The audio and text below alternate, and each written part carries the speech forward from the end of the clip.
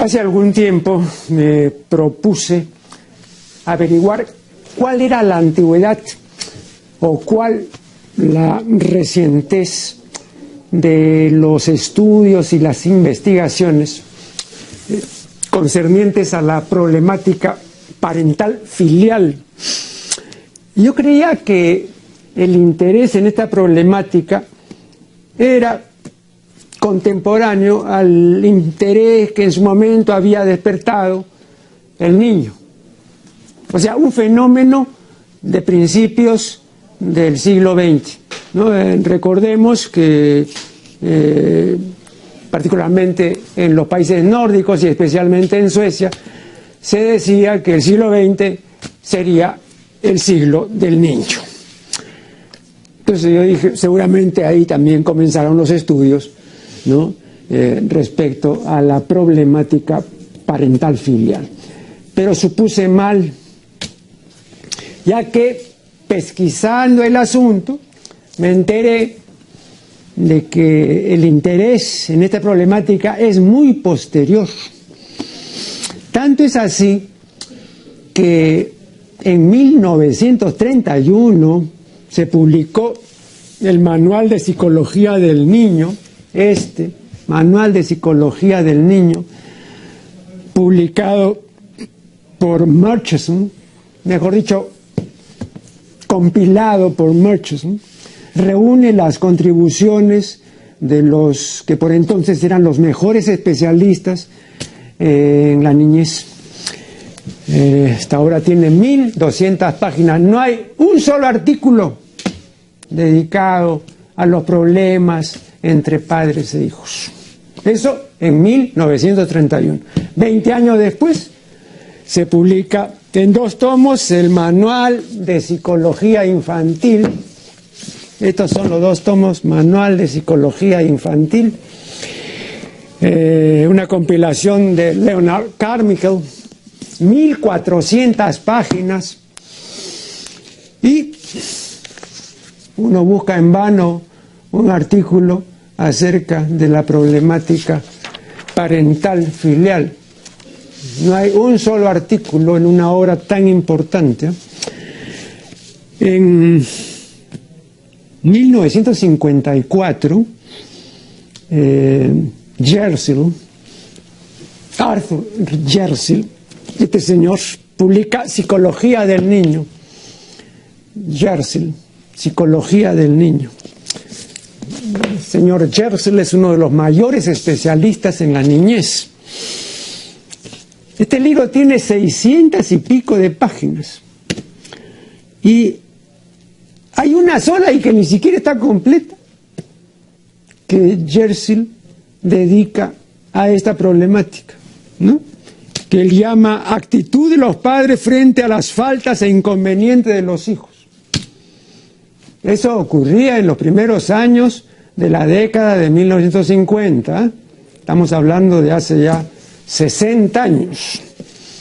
En 1964 se publicó el Diccionario de Pedagogía, dirigido y prologado por Víctor García Oz, que es Diccionario de Pedagogía, una publicación de la editorial Labor, muy buena, los mejores especialistas.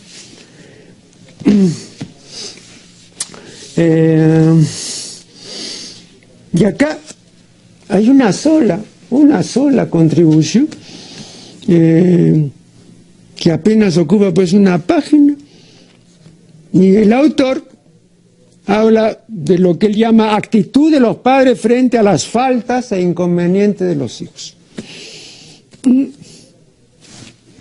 Eso es todo lo que dice.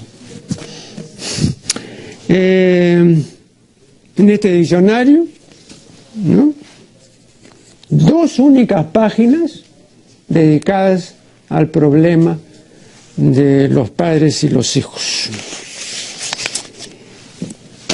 Estamos hablando de una obra que tiene 900 páginas. 900 páginas. El ilustre antropólogo Fernando Silva Santisteban me decía que el tema del racismo se comenzó a tratar en serio a mediados de la década de 1960. Bueno, yo diría que la problemática parental filial también se comenzó a tratar en serio a mediados de esa década. Porque antes no he podido descubrir ninguna contribución en la que se estudie y se ventile convenientemente este asunto, ¿no? Que ahora nos parece muy importante, pero que hace 60 años o más parecía muy poco importante o sencillamente era inimportante, ¿no? Bueno, y lo mismo cuando se hablan de no solamente de la conflictividad parental filial, sino de la antipatía que pueden sentir los padres respecto a los hijos que tuvieron y viceversa, la antipatía que pueden tener los hijos por los padres que tienen, ¿no? Siempre se ha ocultado esto, no se ha querido tratar el punto. Uno busca en vano en estos manuales y en estos tratados, ¿no? Algún artículo, alguna contribución significativa, ¿no? Estoy hablando de una antipatía ocasionada no por agresiones reales, no por una actitud inconveniente, abusiva y despótica de los progenitores respecto a la prole. No. Estoy hablando de una animadversión natural. Pues claro, cuando hay una agresión de por medio, cuando hay una torpeza y una imbecilidad de por medio, entonces hay una explicación, ¿no? Pero no, en este caso, los padres sienten un desafecto, dicen, caramba, pero ¿qué hijo nos ha nacido? Pues, y más adelante, cuando el niño puede discernir, entonces también el niño dice lo mismo, pero ¿cómo me han tocado estos padres? Y no le han hecho nada, pero no lo pasan, ¿no? Y los padres tampoco pasan. O sea, esta intragabilidad, esta impasibilidad no es, ¿no?, causada, repito, por agresiones reales o presuntas, sino por una animadversión natural. Claro, esto no se ventila porque los padres son los primeros en resistirse a reconocer, pues, que produjeron hijos que no les satisfacen, ¿no? Porque claro, se aventuran a que les digan, eres un degenerado, eres inhumano, eres un pésimo padre, 20.000 cosas que se dicen, ¿no? Pero el que se ha ocupado, y muy bien, de este asunto, y yo recomiendo el libro donde él expone las consideraciones respectivas, el que se ha ocupado es Erich Fromm, en este libro que se llama Grandeza y limitaciones del pensamiento de Freud. Grandeza y limitaciones del pensamiento de Freud. Aquí hay una serie de consideraciones muy importantes acerca de esta antipatía natural. A ustedes, no sé, seguramente les ha pasado, cuando llegan a una reunión, por ejemplo, generalmente hay muchas personas que uno no conoce, ¿no? Hay otras que son muy conocidas, pero hay una cantidad de personas que uno no conoce, y de repente una de esas personas a uno le cae mal. Uno antipatiza con esa persona sin que esa persona haya hecho nada, ¿no? Eso creo que nos ha pasado a todos, por lo menos una vez, ¿no? Y lo curioso es que más adelante, cuando conocemos a esa persona, resulta que es una bella persona, ¿no?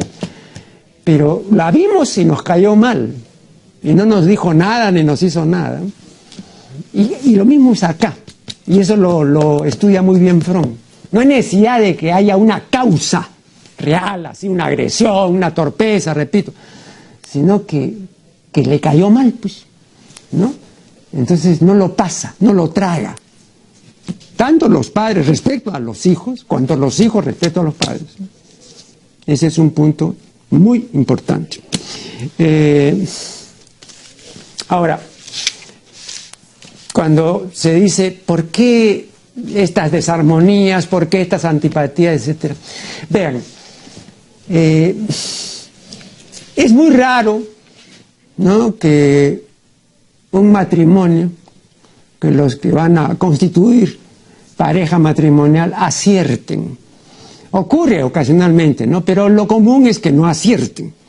Lo común es que elijan mal, ¿no? Entonces, y a veces pues se quedan 20 años, a pesar de que la elección fue errónea. Pero una elección errónea tiene consecuencias. Entonces, ¿por qué va a resultar desconcertante o algo reprobable que esa pareja mal avenida y que tuvo hijos sienta pues sentimientos maravillosos respecto a los hijos? ¿Y por qué va a importar que los hijos que más adelante se dieron cuenta cuán desavenidos están sus progenitores? No, ¿por qué va a sentir amor, etcétera? No, bueno, el asunto es complejo. Simplemente yo lo he querido poner aquí inicialmente sobre el tapete porque a partir del segundo segmento, después de este corte, vamos a dialogar con la doctora Carmen González.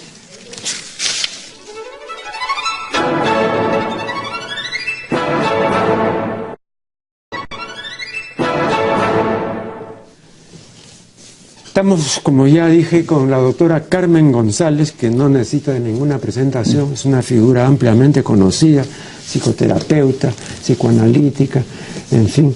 De modo que la más cordial bienvenida acá. Gracias, Marco Aurelio, qué bueno estar qué ocurrencia. Bueno, como habrás podido apreciar, pero yo en la introducción me referí a la recientez, ¿no?, de los estudios relativos a la problemática entre padres e hijos, ¿no?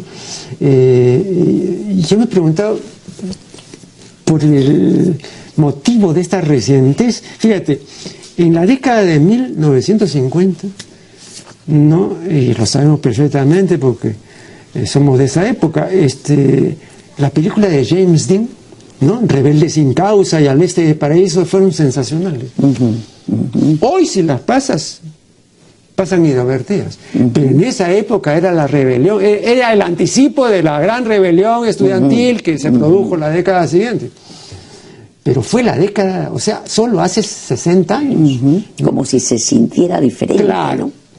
Entonces el asunto, pero no tiene historia tampoco, ¿no?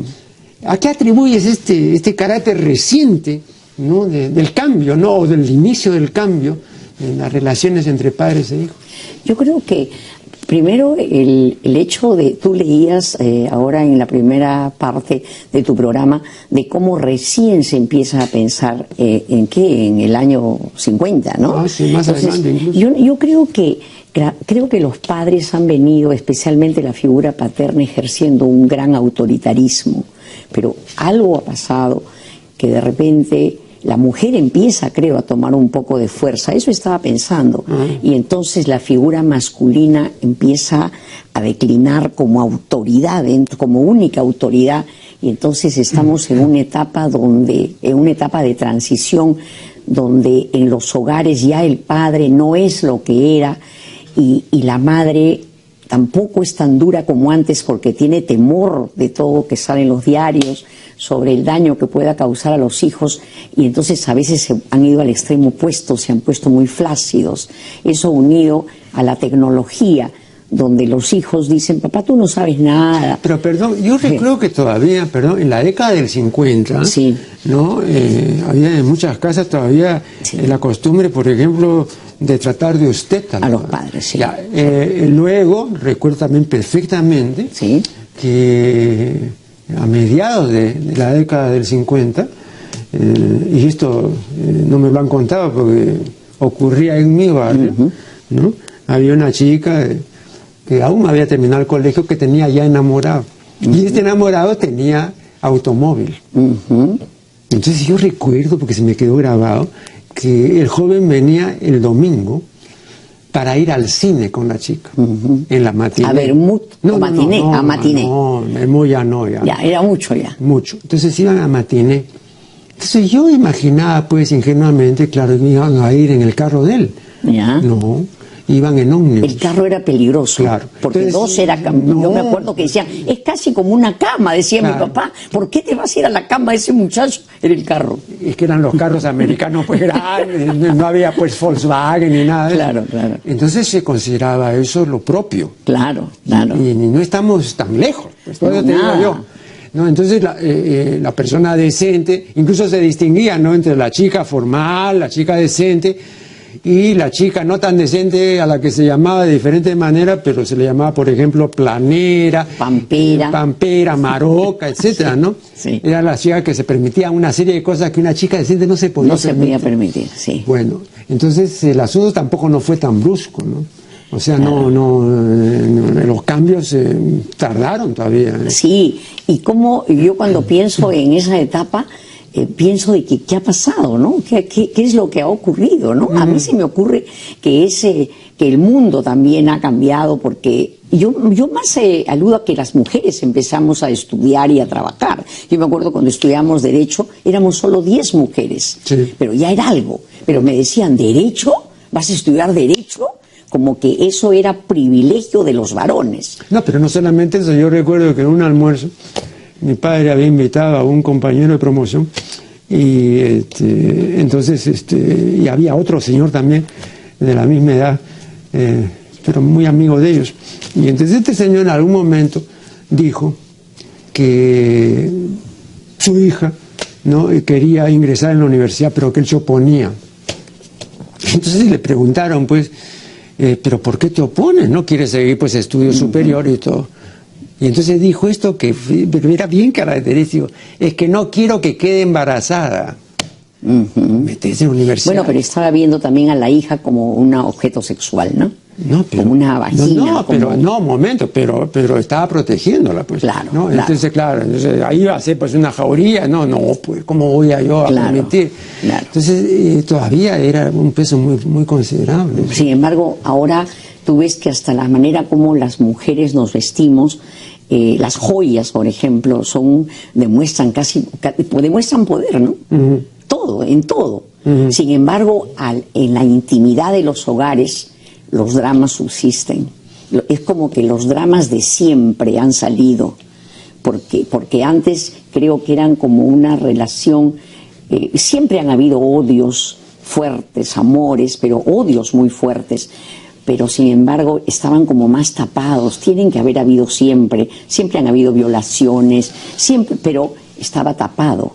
Ahora los hijos se permiten decir lo que quieren a los padres, y los padres, creo que haber perdido ese rol autoritario hace que se desborden y pueden decir las peores cosas. Yo creo que nadie ataca más a los seres humanos que sus propios padres, ¿no? Ahora, también coincide con el advenimiento de la contracultura, con el surgimiento ya definido de la cultura de la droga y con los conciertos de rock, ¿no? Entonces, comienza la presencia del grito. Esto es bien importante. Por ejemplo, en la película de James Dean, el hijo grita. Claro, nunca se había visto así gritarle al padre. Claro, no, claro. No solamente era desafiarlo, sino gritarle, insultarlo. Claro. Bueno, es una rebelión.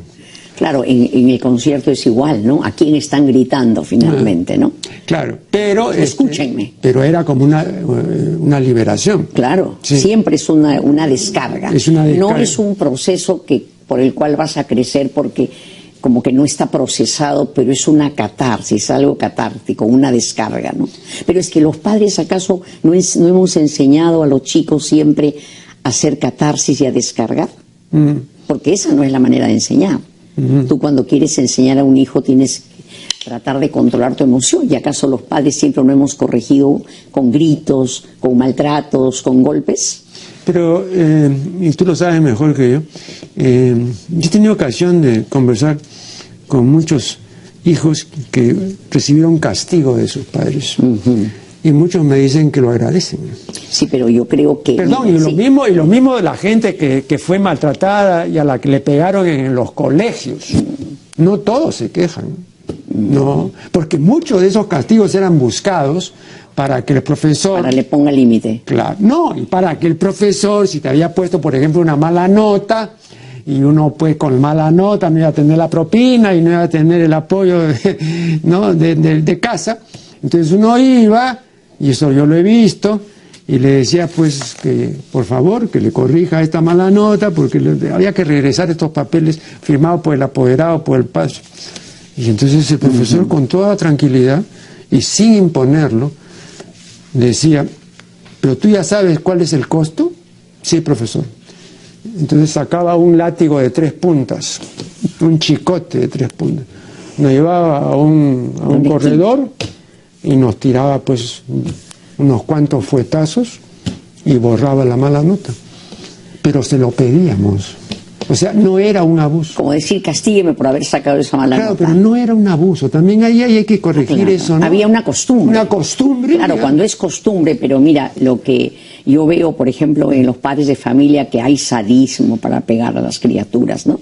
Hay sadismo, hay crueldad, hay ofensa. Sobre todo en frío, ¿no? Y sobre todo sin causa justa, ¿no? Claro, sí. Pero además, ¿qué ocurre? Que me encuentro con muchas personas que me dicen, mi papá, a mi madre me ha pegado, pero es una santa, ¿cómo la amo? Pero resulta que tienen un odio brutal contra sus mujeres, por ejemplo. Entonces lo que están haciendo es idealizar a la madre y canalizar esa cólera hacia la mujer, ¿no? Claro. Hacia los hijos. Y repetir, ¿no?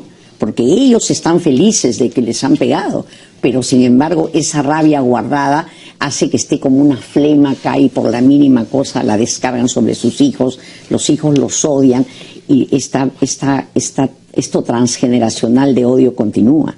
Creo que nada, en esta época, nada justifica un maltrato físico. A mí no me gusta la gente obediente, me gusta la gente que se convenza que tiene que hacer las cosas por algo. Obediencia cuando son muy pequeños, que no salgan a la calle, que no se dejen tocar el cuerpo. Pero luego tú tienes que enseñar al hijo a que ame el libro, por ejemplo, leyéndolo tú, viendo a cómo son tus padres, pero exigir lo único que trae es que luego lo abandonen. Claro.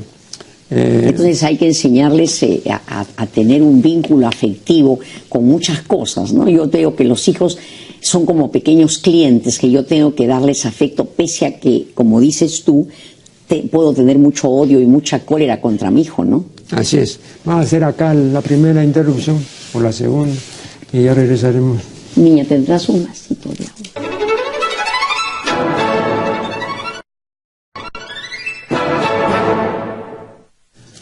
Estamos dialogando con la doctora Carmen González.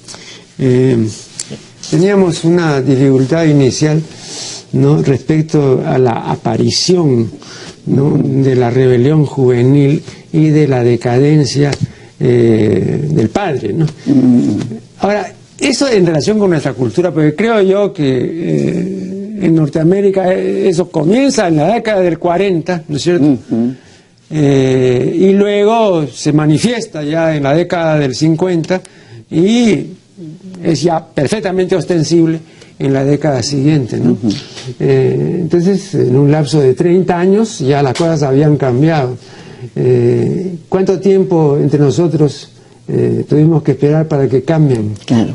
No sé. Claro, como yo más veo el cambio en la década del 70, 60, 70, con el feminismo. Ahí es donde veo que el vínculo hombre-mujer empieza a cambiar, las mujeres empiezan a empoderar y los hombres los varones, los maridos empiezan a cambiar, como si no supieran qué hacer frente a una mujer poderosa que empieza lentamente, pero sin prisa, pero sin pausa, empieza a apoderarse de espacios lentamente, pero que empieza a liberarse, ¿no? Pero porque ahora hay un boom de eso, pero ¿no? Dime una cosa, yo he entrevistado aquí a muchas feministas, y no ahora, lo vengo haciendo desde la década de 1970, o sea, desde los inicios, pero la mayor parte de las mujeres no es feminista, o sea, las mujeres en general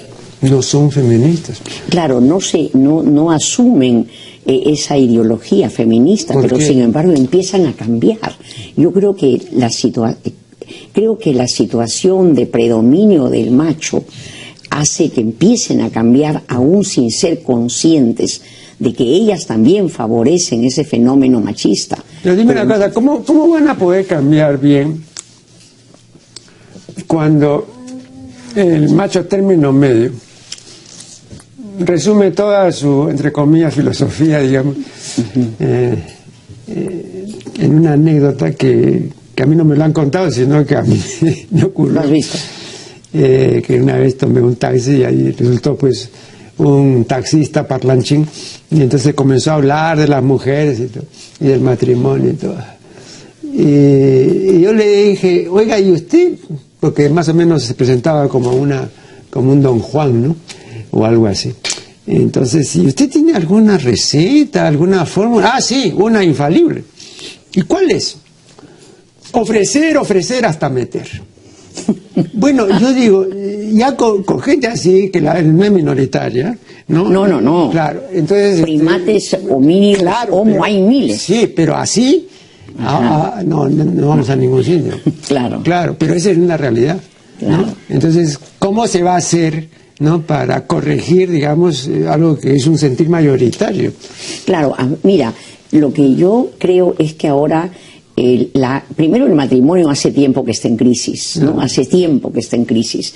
Entonces, lo que yo veo es que tiene que haber unas nuevas formas de paternidad y de maternidad, que ya no son lo que te decía en el intermedio, que no son necesariamente la madre biológica o el padre biológico, sino que alguien tiene que asumir ese rol.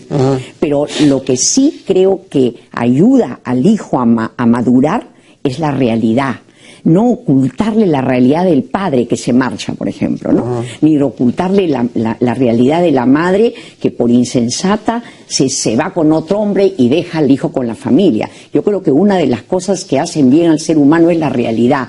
Tu padre, por ejemplo, tu padre no es malo. Hablar del padre, por ejemplo, que abandona. No callar, porque creo que el silencio es nefasto. Decirle, tu padre, me junté con él, quisimos inconscientemente tenerte, éramos dos niños, insensatos, lo que quieres, pero él no tiene capacidad para ser padre, no tiene la capacidad. Entonces, no es que te quiere dañar, es que no tiene la capacidad. O sea, asumir la realidad y dejarnos de tapujos, ¿no? Que tu papá murió, que tu papá se fue, no sé, se enfermó, o que tu mamita, no, las mentiras no conducen a nada. Como tú dices, no tiene esa capacidad, también estaba sobreentendido que no puede tenerla. ¿Cómo? No, podrá adquirirla, pero en el momento, cuando una mujer escoge a un hombre para no hacer pareja, es porque ella tampoco está facultada para eso. Muchas mujeres no quieren salir de su casa, están pegadas a su hogar, salen, se reproducen y regresan, y luego le dicen al hijo que el padre es el responsable. Entonces, yo creo que la realidad, ¿no? A ti te hemos tenido, tú eres una realidad y tienes que aceptar los padres que tienes. El padre puede venir a verte, puede no venir a verte, pero no hacer, ni denigrar ni hacer ideales, ¿no? Y tampoco no creo que ninguna mujer pueda sustituir al padre, no creo. Creo que hay que el padre está en la manera como hablan de él, en su memoria, no sé, pero está el padre ahí, pero no desaparecerlo, ¿no? Entonces, decir la realidad, yo creo que eso es lo que hace que la gente pueda madurar bien. Ahora hay una cosa, por ejemplo, se decía antes de que el padre era el que te mostraba el camino de la puerta de la calle para afuera, ¿no? El padre te enseña a socializarte. Y ahora que nosotras trabajamos, ¿cómo queda eso? Entonces creo que estamos en una época de cambios donde todo tiene que ponerse en tela de juicio. Nada de lo de antes creo que puede tomarse como dogma, ya no más, ¿no? Ahora, hay también otra realidad y concierne al tipo de familia, ¿no? Que ya no es la familia extendida, ya ¿no? Y luego la familia de los barrios marginales, que ya es otra cosa. Es otro tipo de otras costumbres. Claro. Pero mientras que tú tengas un espacio, ¿no? Un espacio geográfico, que en este caso puede ser pues la casita de Esteras o la casa que tienes en Jesús María o en San Isidro, y mientras que tengas un público que es la familia, vas a actuar una neurosis. Yo siempre he dicho que no hay neurótico sin público y sin local. Claro. Lo peor que le puede hacer al neurótico es dejarlo sin público y sin local. No tiene con quién actuar. ¿No? Entonces tendría que mandarlo pues para que haga su show frente al mar. Claro. ¿No? Entonces, así no sabe. Ahora esas familias extendidas tienen un perjuicio tan grande porque es que así siempre la abuela o el abuelo son los patriarcas o matriarcas y la madre queda sin fuerza, ¿no? La madre queda como hermana de los hijos. Entonces realmente ahí hay un problema y un conflicto bien grande. Pero antes estaba la mamá grande. Claro. No, antes, claro. Digamos, la mamá grande era, digamos, la autoridad. La autoridad absoluta. Claro. Yo he visto a la mamá grande rodeada por hijas que tenían 50 años o más. Claro. Y ella seguía tratándola como si fueran chicas. Pero acá la casa es un caos porque las hijas ya no permiten. No, le cuestiona la autoridad a la madre que les está dando la casa, pero además ellas son las que mantienen el hogar porque trabajan, entonces los hijos están perdidos porque no hay un orden, ¿no? No hay un orden dentro del afecto, no hay un orden tampoco, ¿no? Después otro asunto del cual tú te has ocupado repetidas veces y conoces muy bien, es que cuando las hijas son ya adolescentes, e incluso antes, cuando son púberas, ¿no? Comienzan a inquietar sexualmente al padre, ¿no? Y comienzan, digamos, a rivalizar con la madre. Generalmente, ¿cómo se tramite eso? ¿Qué resultados tiene? ¿Cuánto se ha empleado? Mira, la niña desde que nace quiere ser la primera hembra del padre. Entonces, a veces las madres les permiten un espacio, como para, sí, te permito, ¿no?, que te engrías con tu papá.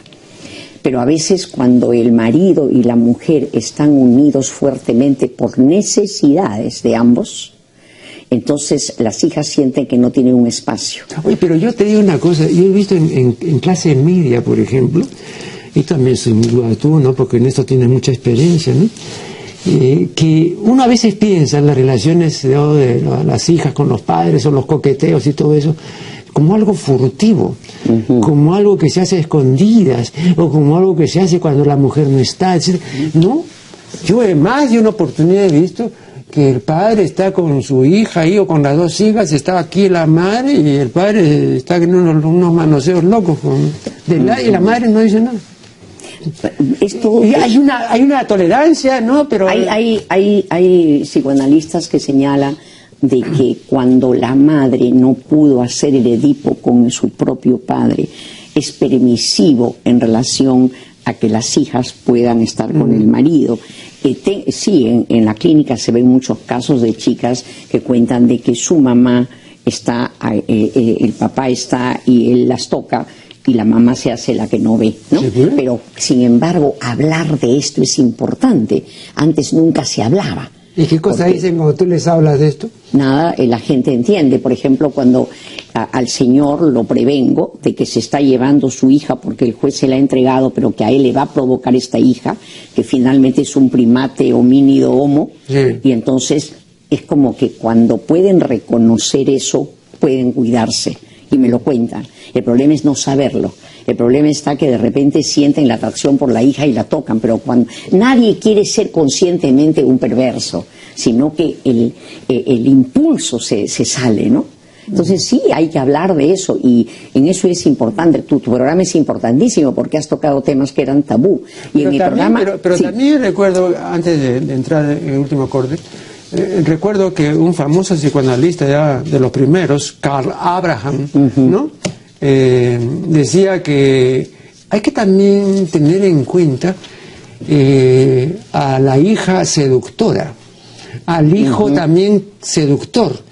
O sea, tampoco, tenía razón, pero no, tampoco imaginar que es el padre o el mayor de edad el que no se está aprovechando. No, hay también una cuestión. Claro, las niñas también, los hijos son muy seductores en esta sociedad de madres solas y de madres que han tenido abandono paterno. Ajá. Entonces, de repente hay una mujer que se encuentra con que primera vez en su vida un machito, no importa de ese tamaño, la ve como reina. Yeah. Entonces, a la madre hay que decirle, ¿no?, usted Al chico yo me he encontrado muchas veces, oye, no trate, por ejemplo, van a mi taller grupal de los sábados y de repente yo veo una mujer con la pierna de ella y de él juntos, ¿no? Y ella más o menos joven, le digo, señor, usted es su hijito, ¿no? Ya, ¿se da cuenta cómo están con las piernas juntas? Todos los muslos juntos de ambos. Entonces le digo, está bien que el niño se enamore de su madre a los 4 años, pero ya tú tienes 19, pues, ¿no? Entonces ya no te pases, ¿no? Claro. Entonces le digo, ya sé que a usted le gusta su hijo, pero además le digo, somos mamíferos, a una vaca le ha de gustar un buen ternero joven, claro, un torete, pero hay que cuidarlo de usted. Y usted también, hijito, ¿no? O sea, tú no quieres buscarte una hembrita, tú te vas a sacar con tu mamá. Entonces ya prepárate para geriatra, ¿no? O sea, ya pasa, ya te pases ya. Entonces ya, pero los veo, ¿ah? Sí. Y cuando hablas es maravilloso porque la gente lo entiende, sino que acá había una falta de cultura. Absoluta. Nadie nos dice nada y acá tiene que ver mucho la religión, como ha tapado todo. El otro día que yo les explicaba, porque hemos hecho, te voy a mandar un póster lindo sobre el cerebro humano para que sepa cómo estamos conformados. Una señora me dijo, no lo puedo ver porque la iglesia me lo prohíbe. Entonces, por Adán y Eva, le digo, señora, eso es un ejemplo, una metáfora, un mito, pero eso no es nada, señora. Pero también la religión ha hecho mucho daño porque consideran al ser humano desde Adán y Eva y yo no sé qué tapa es esa, ¿no? O sea, acá un último corte y ya regresaremos.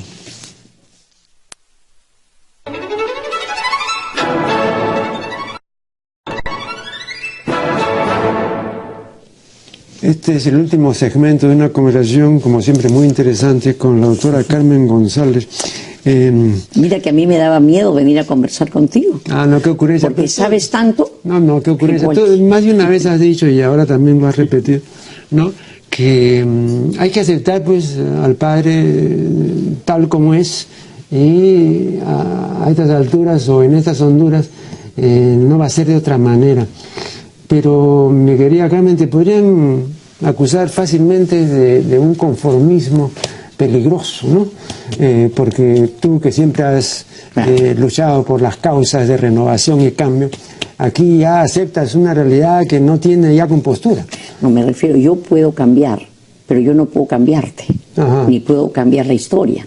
O sea, si mi padre fue un padre espermatozoide, que se fue, engendró y se fue, ¿qué puedo hacer? Bueno, pero hay muchas parejas en las cuales una de las partes dice, bueno, yo lo haría por ti o voy a hacerlo por ti, etcétera, ¿no? Entonces hay un ida y vuelta que de repente también se ¿Cómo puede... por ti? No entiendo muy bien. Claro, o sea, yo por mí no lo haría. Ya. Pero si eso te va a satisfacer, si eso va a significar mucho para ti, entonces yo lo voy a hacer, ¿no? Entonces, sí, o sea, pero, una concesión, claro, tratándose de ti. Claro. Algo así. Claro, o sea, te hago el favor, ¿no? Claro. Pero no es tan cierto porque también hay un placer de ambos lados, ¿no? Bueno, no, pero en este caso, digamos, a la persona que dice eso, bueno, se supone que estará diciendo pues la verdad, claro, o estará diciendo que tal vez simplemente un propósito. Claro. ¿No? Yo creo que no hay nada absoluto, ¿no es cierto? O sea, siempre habrá un poco de que ha deseado también, ¿no? Claro. Siempre un poquito, ¿no? Además, ahora, ¿cómo me voy a imaginar que alguien no va a querer y va a erectarse y penetrar, por ejemplo? Es bien difícil, ¿no? O sea, que siempre hay un querer por ahí guardadito, ¿no? Alguna vez te he dicho, y ahora voy a repetir algo que, bueno, es del dominio general, no es un dominio común. En estos últimos años ha habido un aumento de matricidios. Yo no sé por qué en el uso de los medios, de la prensa hablada, de la prensa escrita, en la televisión, en la radio, se habla de parricidio. Sí, pues, ¿no? Yo también me sorprende. Y se quiere que el parricidio comprenda también el matricidio. Es que quizás en el Código Penal está como parricidio. Este es un error. Una cosa genérica, ¿no? No, pues es un error. Claro. No, porque parricidio se refiere... Pero fíjate que más difícil que la hija mate al padre, mata a la madre. Es que la relación madre-hija es sumamente difícil. En general la relación madre-hijo, madre-hija, la de hija más. Pero es que, ¿por qué la voz de la madre siempre es un mandato, ¿no? Para el hijo. Entonces yo estaba leyendo un libro de un posgrado de la Universidad Católica donde decía de que cuando tú, por ejemplo, tú saludas a mí, no saludas lo mismo que a otro amigo de mayor o menor hondura la amistad. Entonces cuando tú estás con la madre, inconscientemente estás convocando a emociones muy antiguas en la época en que ella era tu esclava. Tú eras bebé y ella tenía que venir a atenderte y tú eras esclavo de ella. Entonces, ahí ellos dicen que ahí puede estar el origen donde la madre siempre cree que tiene autoridad sobre ti y el hijo quiere que la madre lo acepte, sí o sí. Entonces, ahora... Perdón, no he entendido bien esta esclavitud. Mira, decía que la madre, cuando tú eres pequeño, tú eres el soberano y la madre tiene que venir a atenderte. La madre te repite durante toda la infancia que todo lo hace por ti. Pero al revés también, tú también dominas a la madre, estás enfermo y la madre viene. Entonces, el vínculo es tan estrecho de dominio por un lado y dominio por otro, que eso queda marcado. Entonces, cuando pasan los años, el hijo necesita, por ejemplo, que la madre lo acepte y la madre se siente propietaria del hijo. Pero con la hija es peor porque hay como una rivalidad con ella siempre. Entonces, por eso la relación madre-hija es la más difícil que hay de todas, ¿no? Entonces, las relaciones hijos-padres siempre están llenas de amores, de odios, de ganas de venganzas, por ejemplo, ¿no? Ahora, ¿por qué estas chicas de aquí en el Perú matan a sus madres? ¿Por qué no ves que matan al padre? Eso no se ve, ¿no?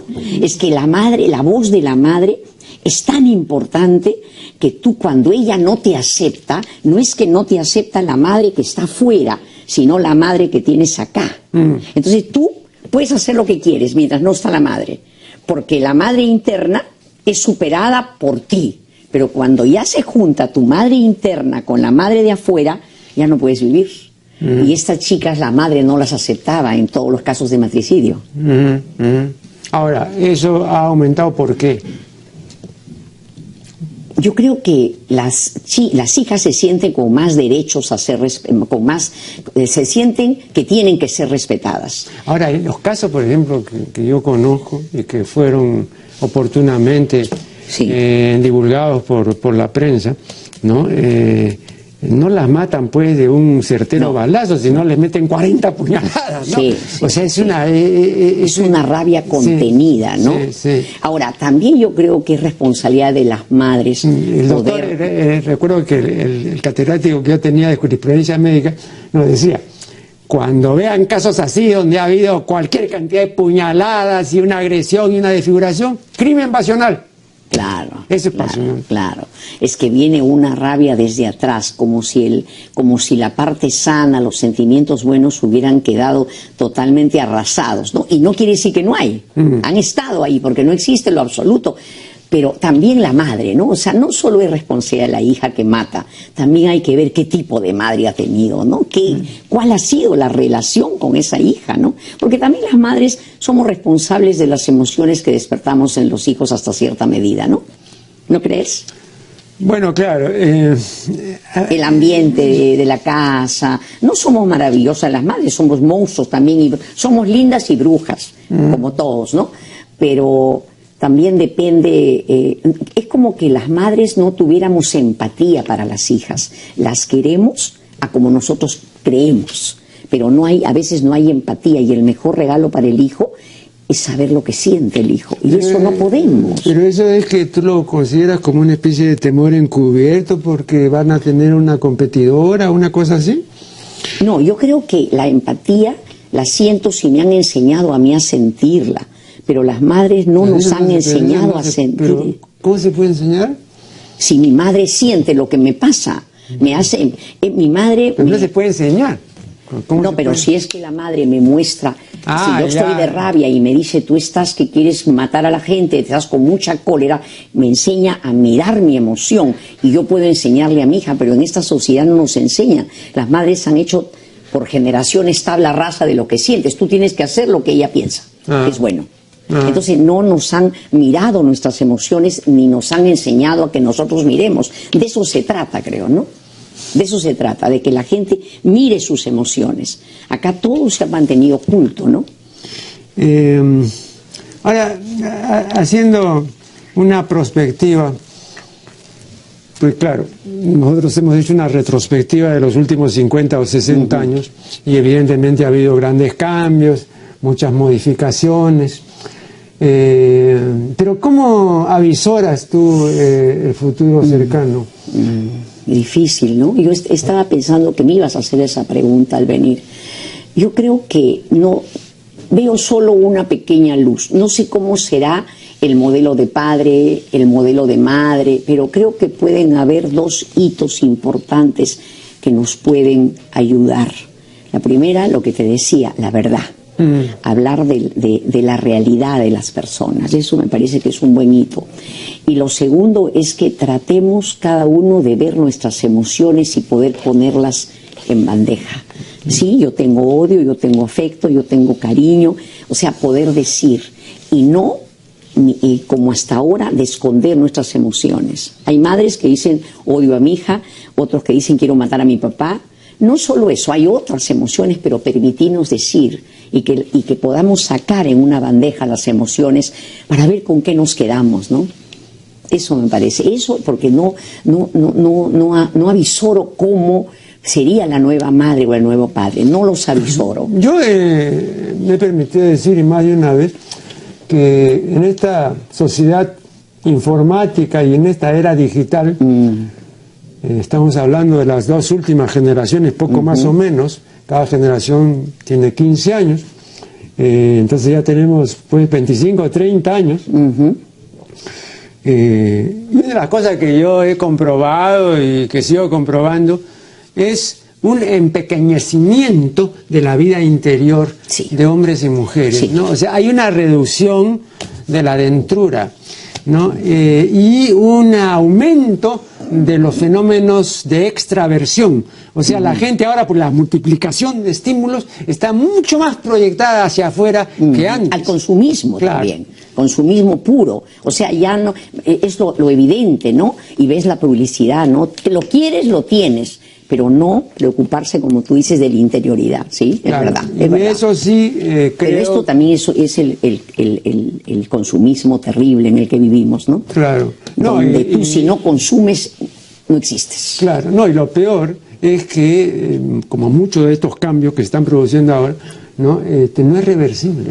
Sí. O sea, uno dice, no, bueno, esto será una cuestión pasajera, no.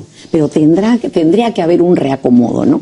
Claro. Tendrá que haber un reacomodo. Pero eso tendrá también que suponer el advenimiento de un nuevo tipo de ser humano. Sí, también, claro, ya digamos, habrá que reformular al ser humano, ¿no? Bueno, es que el ser humano ha venido cambiando, ¿por qué vamos a creer que este es la maravilla, no? No. Pero por lo menos la idea que mi trabajo es que la gente acepte, que no viva con tantos rencores, ¿no? Que vivan y que acepten los padres, las madres que han tenido, el padre especialmente para las mujeres, porque muchas mujeres aceptan el marido que tenga, no importa que sea un desastre, pero con tal de que sea un varón, porque desde niñas tienen ahí la semilla que un varón quiere, ¿no? Por eso te decía que puedo decir de la actividad, ¿sí? Que el día 14 de junio a las 6:30 en Corihuasi tenemos... se pueden comprar en Teletica y las entradas una actividad que va a ser un taller para aceptar al padre y madre que hemos tenido, no importa cómo sea.